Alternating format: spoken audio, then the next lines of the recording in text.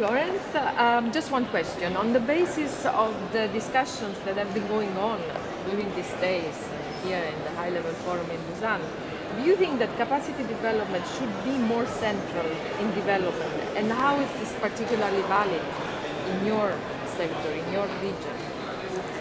Yeah, I think that personally from the African perspective, because if you've seen the African position paper in terms of reforms to aid, we basically put it within the framework of development effectiveness, and capacity development, whichever way you look at it, comes out as central in pushing for the quality of development.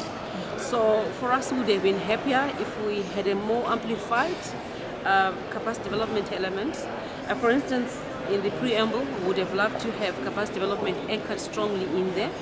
But at the same time, we appreciate that there is a focus on effective institutions, on country systems, which are key for us. But at the same time, what we are saying is we need to look at the enhancement of country systems from a capacity development angle, because effective institutions we can only attain effective institutions through proper capacity development, because what makes institutions effective are good multi-skill sets, an enabling environment, good systems which do make institutions.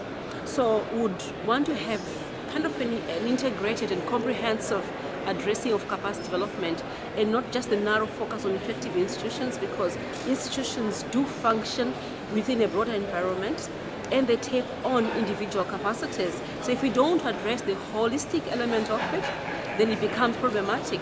And from the African side, we have the African Capacity Development Strategic Framework, which is kind of a policy guidance and reference on Africa's own. It shapes Africa's priorities, but it does guide where we need to go, and shapes 6 core priorities which are cornerstones.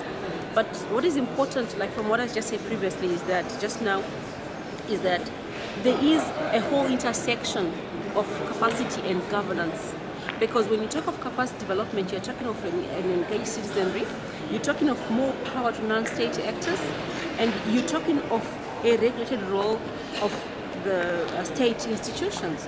So there is more of devolved powers, and capacity development comes in to ensure that you have civic education where citizens know exactly what they can claim in terms of accountability and ownership, because accountability and ownership are two sides of the same coin. So if we look at capacity development from that broader perspective, then we can have effective institutions. And even for what we call in Africa, we're calling for developmental institutions or developmental states. For that to happen, you need good institutions. One, you also need good institutions of accountability, where the parliamentary comes in, the CSO capacities do come in. So we are saying it's a good entry point, but we need to unpack that better in terms of practice. And an important point that comes through, I think, is also the learning element of capacity development, where we're saying while training is important and capacity building is important, we need to look more around nurturing capacities where they are, harnessing them and deploying them where we can make a maximum use for them. But at the same time, integrate more of the knowledge exchange, the mutual learning, because this is where countries can learn, share experiences, and where everybody can learn from what works and does not work. So we're looking basically at 4 levels of capacities: the multi-skill sets individual, we're looking at institutions, we're looking at the enabling environment, and we look at knowledge-based capacities. So we look at a whole suite of capacity, and it makes it very developmental, and this is why we have wanted to see more of a deeper capacity development focus within the whole BOD, within the whole outcome document.